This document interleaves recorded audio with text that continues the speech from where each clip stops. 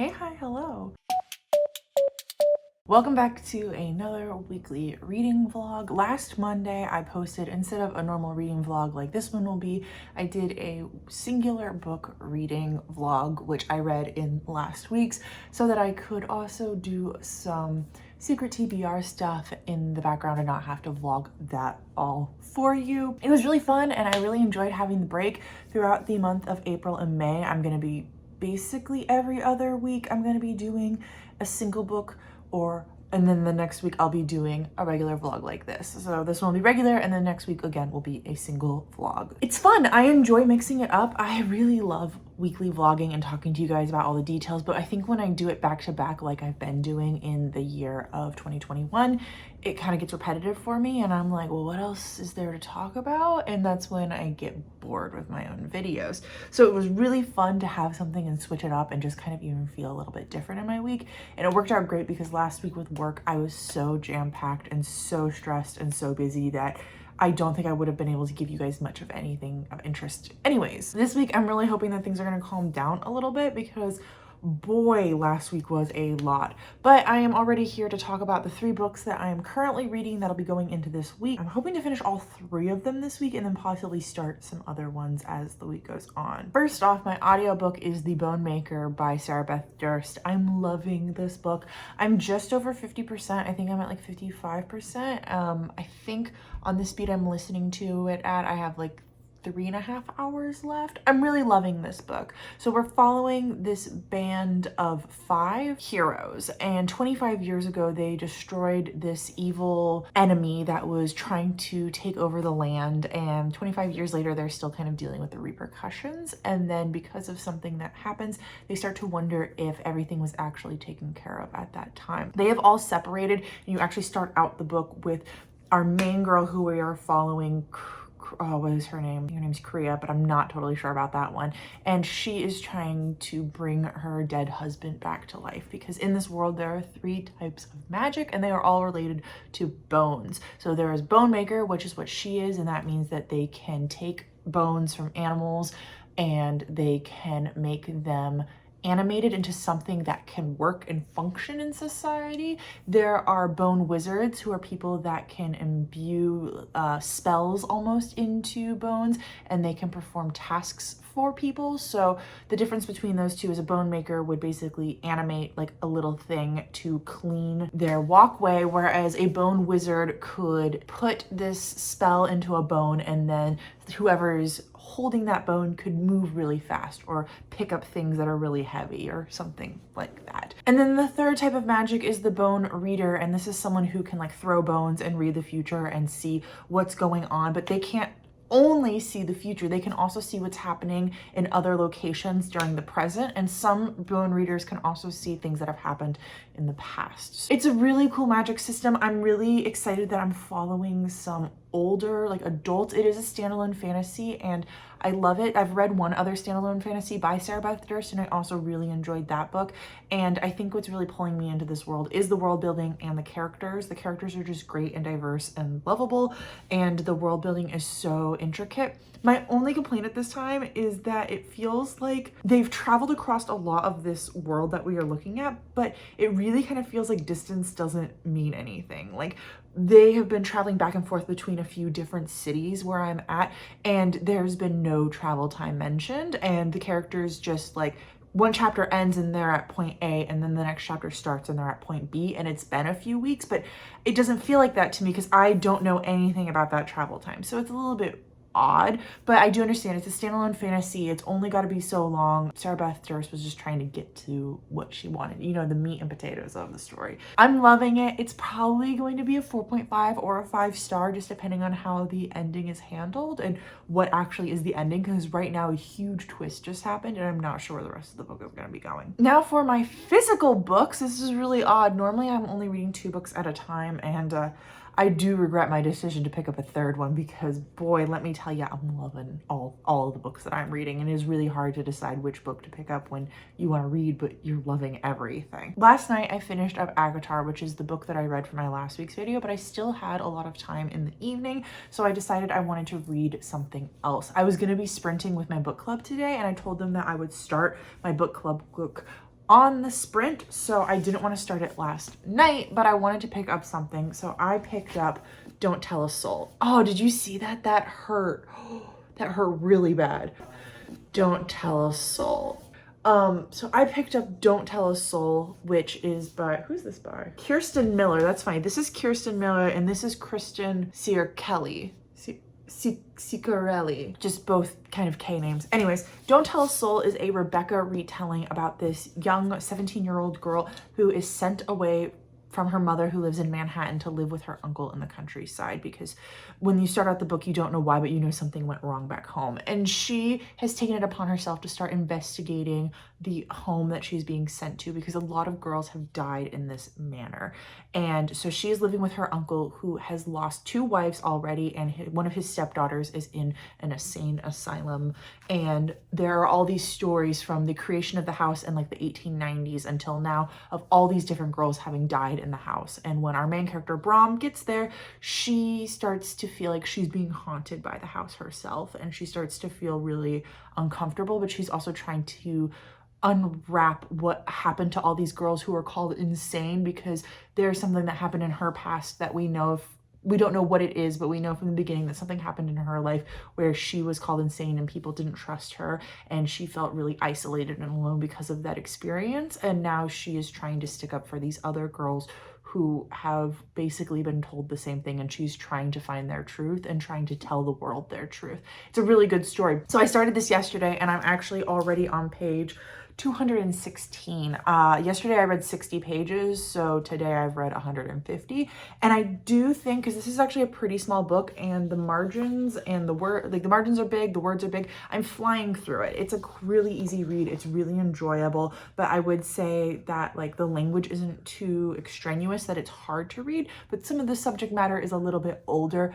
I'd probably recommend this to older teenagers, maybe like 15 and up, I guess. There is, so far, I do have to say, a few trigger warnings. I don't remember all of them at this point, but definitely on page domestic abuse and rape. So just be prepared for that. And of course, anything that has to do with a haunting. It's really thrilling. There are some like scary moments. Like I've never felt scared, but I've definitely felt like thrilled while I've been reading it. And it is a little bit slower than what I prefer in fantasy, but as this is a magical realism, I do tend to prefer slower magical realism books because it pulls me in and it makes me really excited. So far, I would best compare this to Horrid if you've read that, because it gives me a similar feel where a girl, something happened in her past and now she's being taken to this like country manor home, and one of her parents is actually dead in both of the books, and then this house is kind of haunting her, and that's something that's similar to both those books. I'm really enjoying it. I think right now where I'm at, it'd probably be a 4-star, but I think it has full potential to be something greater if it continues on being this good. So I was reading this all of today up until my book club started sprinting this morning, and then I told them I would pick up our book club book, which is The Last Namsara. So I picked that up thinking that like, oh, I'd read it on our sprint and then I'd be like, okay, whatever, and I would set it back down and I would finish Don't Tell a Soul this evening, and then I'd pick this up tomorrow.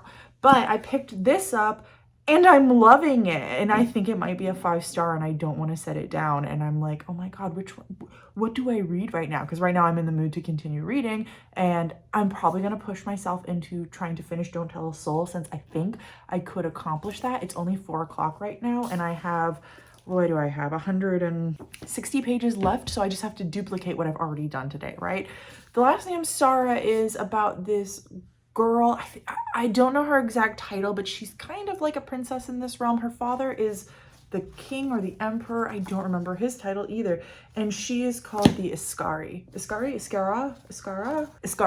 She is the Iskari for the land, which is someone who goes out and hunts these dragons down to keep their land protected.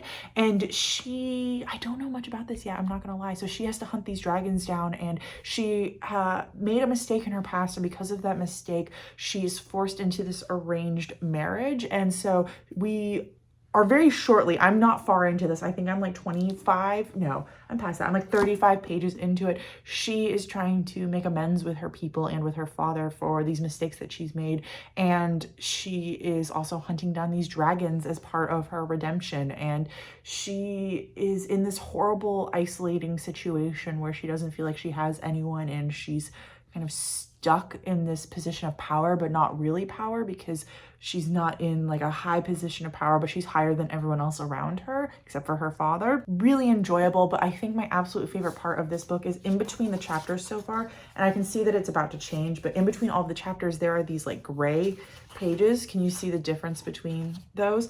And they are like these old folklore and legends and tales, and it helps bring in this world building. But what I've started to realize is the stories that are being told here are not actually as old as I think they are. And a lot of them are actually like modern day stories to this world. And they are actually about our main cast of characters, but they're told in such a way as if it was like a long time ago ancient thing that happened to someone else that we don't even know, who is unnamed. Like this one starts off and we learn later in the story that it is about our main girl.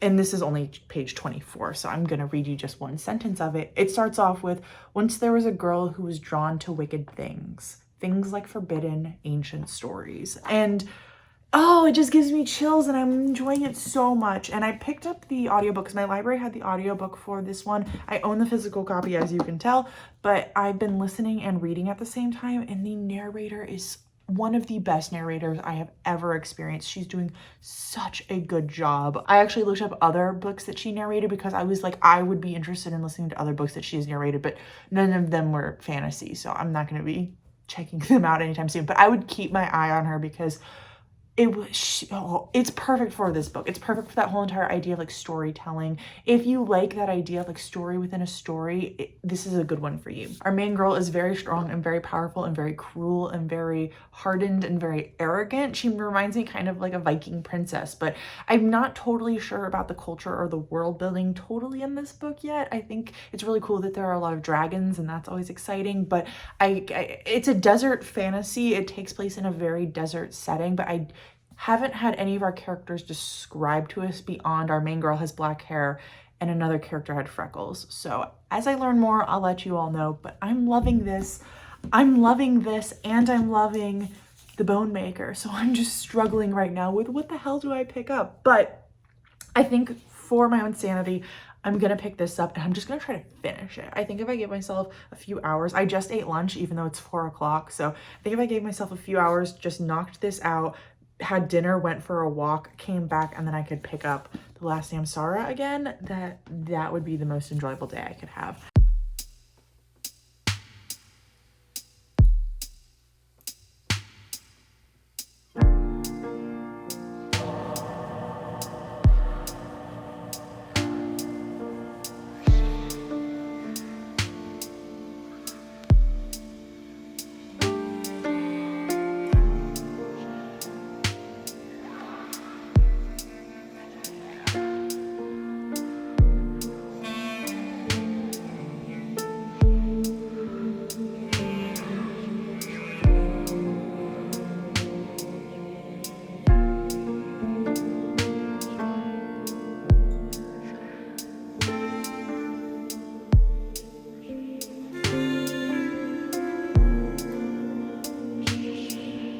Well, I finished this.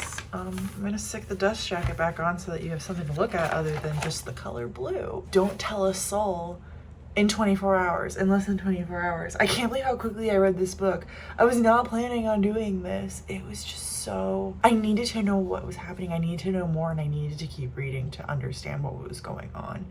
I've already told you kind of what the story is about, but a lot of the morals of the story, a lot of the themes of the story is this idea that young girls aren't listened to, and people who used to have drug addictions aren't trusted after they recover, and people who survive domestic abuse or people who suffer from rape crimes aren't listened to and aren't trusted, and how that can be something that haunts you the rest of your life. It was really powerful and it was really good. I don't know if I said it earlier, but it did remind me a lot, I did say it earlier, of Horrid by Katrina Leno, and I highly recommend both of these together. I think they were both really good. I rated Horrid either 4 or 4.5. I don't remember. I pulled the book out as if it would tell me what I rated it. I don't remember. I think I rated it a 4.5. This was good. This I enjoyed slightly more? No, I don't even think that's right. I think I enjoyed them the same amount, but this had a bigger punch to it. I did end up rating this book 5 stars. I love both of these probably equally. I love them both a lot, and I'm excited because they're gonna sit next to each other on my bookshelf. It made me want to reread this book. This was such a good book. Okay, I gotta stop. We're talking about Don't Tell a Soul. Yeah, I didn't know the connection of Don't Tell a Soul to how it was gonna connect into the story until I finished, but now looking back, it's not a big spoiler, so it's about that whole entire idea of people who go through some type of trauma, and afterwards, people in their lives who say they love them basically say, don't tell anyone about this. Don't talk about your experience. You need to keep it hushed. And even up until the end of this story, that took such a big significance about silencing victims. It was really good. Oh my God, I can't believe how much I love this, and I can't believe how quickly I read this. I read both of these in basically a day. I think I read this one actually in a day, and I read this one in 24 hours. Okay, stop comparing the two. I did read Don't Tell a Soul for the prompt. Title does not contain letter R, so I'm gonna remove that, and that's exciting because I'm currently reading The Last Namsara, so I'm gonna be getting a bingo pretty early on. While I wasn't doing all of this with you all, some books did arrive. I'm not gonna show you any of the ones that don't count for bingo because I've already read them, but I will show you the one that I bought that counts for bingo that I'm gonna be using for one of my April bingos one of my March bingos that came into April. Let me grab it. So I picked up House of Hollow. Earlier this year, I put Don't Tell a Soul, House of Hollow, and What Big Teeth all onto a list of books that I was most anticipating coming out this year. And so this one just came out last Tuesday, so I ordered it on Tuesday and it showed up, and I'm really excited. It's actually kind of smaller than I thought, and I've heard that it's very addicting, that you can't put it down, that you're constantly having to read it and not being able to stop. I haven't actually taken the dust jacket off. Oh, it's this gorgeous purple color. I don't know how well it's showing up because I have an artificial light, but it is gorgeous. And I honestly don't really know what this is about, but I prefer going into these types of books not knowing anything. If I finish The Last Namsara tomorrow, which honestly is a full possibility of me doing, I might pick this up and read this over the course of this next week. I don't fully know. The only reason why I say this one over What Big Teeth is because this one is significantly shorter. What Big Teeth is like a decently sized book, and I've heard What Big Teeth is kind of a slower book, so I want to save this for when I have a little bit more time and I don't need to be worrying about starting this huge chunker of a book on Friday. I was just about to leave and I realized I pulled this card, which means I get to flip two things. So let's do this really quickly. Not the right one. What does this say?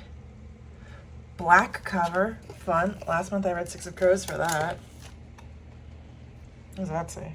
Over 4-star rating online. So that means that I have to go anywhere online where books are rated and go to barnesandnoble.com, amazon.com, goodreads.com. I don't know why I'm saying .com so many times, but I can go anywhere where books are rated and it has to be at least over a 4-star on those rating systems. So it limits me somewhat, but it's also kind of like an exciting thing because it means that more likely than not, I'll get something that I enjoy. But dude, there have been some books online that, I'm saying there have been some books online that have been rated over 4 stars that I have hated. So it's a fun one because you think you're gonna get something really good and then it might end up being horrible.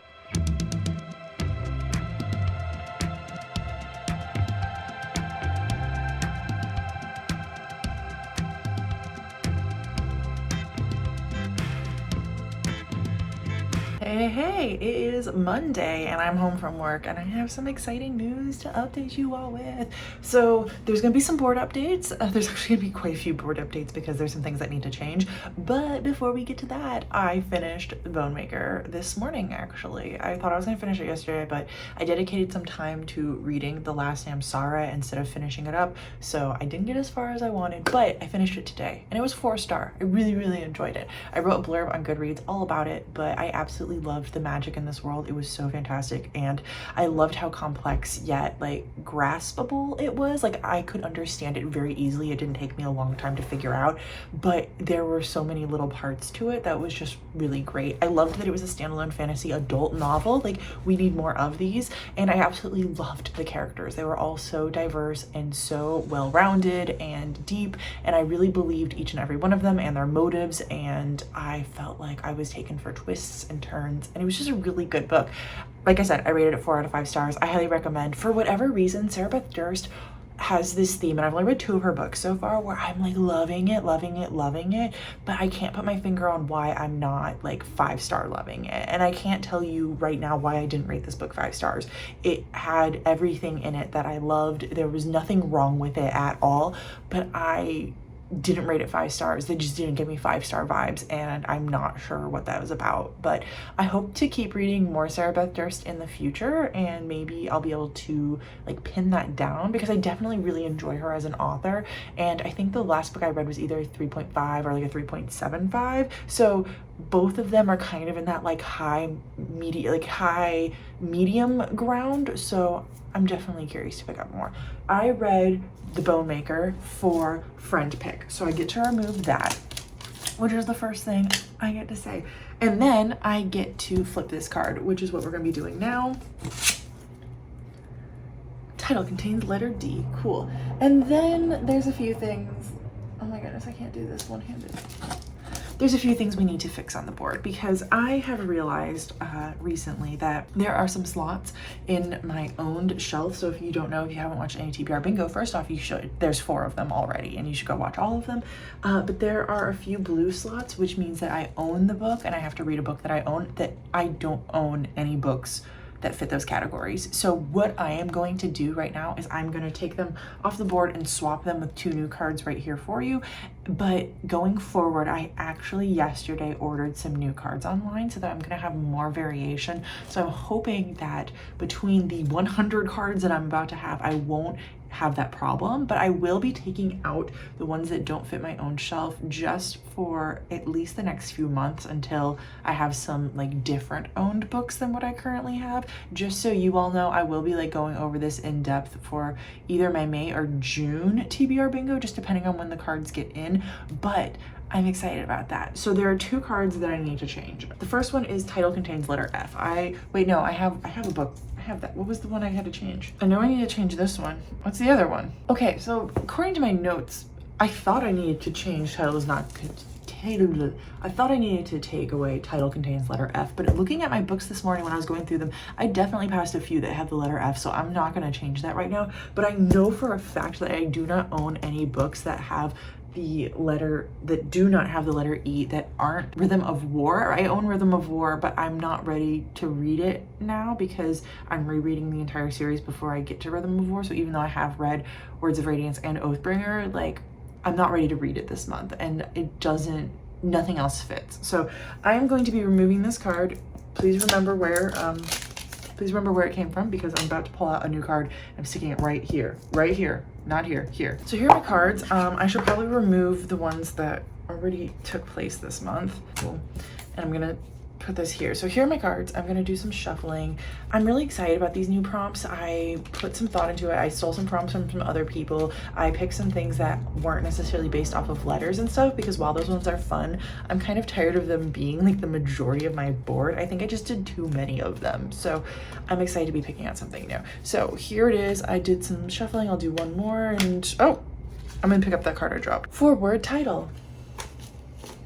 Right there. Okay, I can definitely do that. I can't tell you off the top of my head what book I'm gonna pick for that, but I can definitely make that work, and I have stuff for it. So I'm gonna go through my cards on my own, and I'm going to remove the ones that I know no longer fit my own books, at least, because library I can make things fit a little bit easier.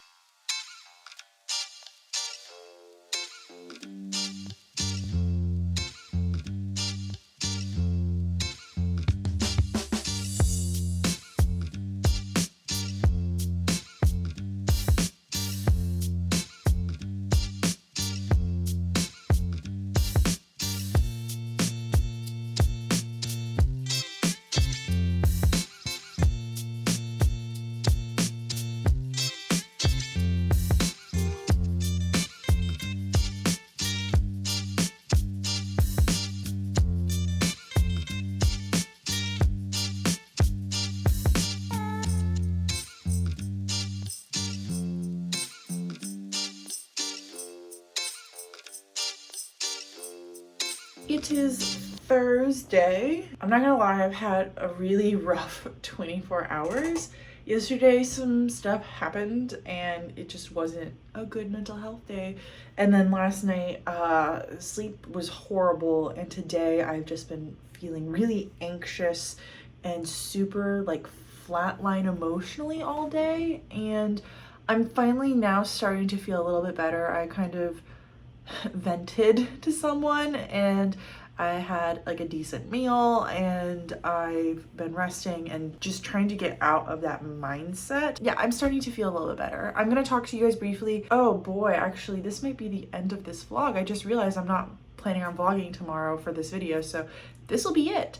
But I do have some exciting news here. I finished the last Namsara. I really enjoyed myself. I have a lot of thoughts and opinions on it, but since it's my book club book, I tend not to talk a ton about them in these videos, but I will say a few things here. I'll say a few things when I wrap up, and I'm actually reading this book for another video, so whenever that comes out, I'll be talking about it a lot more then too. But I really enjoyed it. I think the book struggled with some pacing issues. I think the book could have done a little bit better on that, on its speed and how fast it / how slow certain parts were. I also think the book didn't fully know if it was a YA or an adult story. I think it kind of had ideas from both, and I don't think that's necessarily a bad thing. But I loved the characters, I loved the world building, I loved the concept, the magic, if you can call it that, in this book. This world where you can tell stories and it attracts dragons, but dragons are also made of stories, and oh, it was just such a cool and pleasant idea, and it was really good. I enjoyed myself a lot. Let's look at the board. I get to remove the last Namsara, and that means that I have my first bingo for the month, which is awesome. I did roll over 2 bingos from last month, so this puts me at 3 bingos right now, and I think where I'm at, I've bought 4 books this month, and I haven't shown you all of them. Did I show you this one? Did I talk to you about this already? I'm a little bit fuzzy. Unfortunately, when I do have high anxiety days, I just kind of forget things and I get really foggy, and it's hard for me to remember what I've talked about in these videos with you all. But if I didn't mention this was one of the books I bought this month, and I'm really excited. I'm gonna be reading this next month, and so this will have to be going towards a bingo. So I think the books so far that have to go towards bingo are that one, Firekeeper's Daughter, House of Hollow, and Empire of Sand, which I think I told you I bought all 4 of those. So I just need to get 1 more bingo, and then all my books are paid for. I don't have to buy a book club book this month because it's from my library, and I'm going to be reading that. And I don't have to buy any of the books. I can easily not do it, but it's actually not as easy as you think it would be. I think I might try to knock out one of the books I bought this month, either House of Hollow or Empire of Sand, before the end of the month, and then that doesn't have to be counted towards bingo, so that means I'm good now.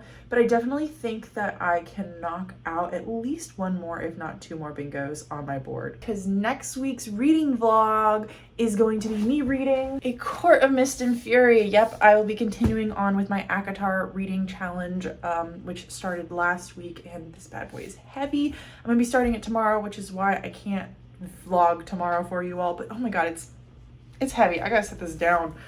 Oh my god, I don't know how I'm gonna hold that while reading it the entire time. I'm not looking forward to that. So stay tuned, get excited for that. After that will be the continuation of my normal weekly reading vlog for a week. I think that's everything. I did start another book, but I'm not talking about it right now. So thank you for watching. I appreciate each and every one of you. You're the best. I don't remember how my outro goes, but until next time, I'll talk to you in the comments. Bye.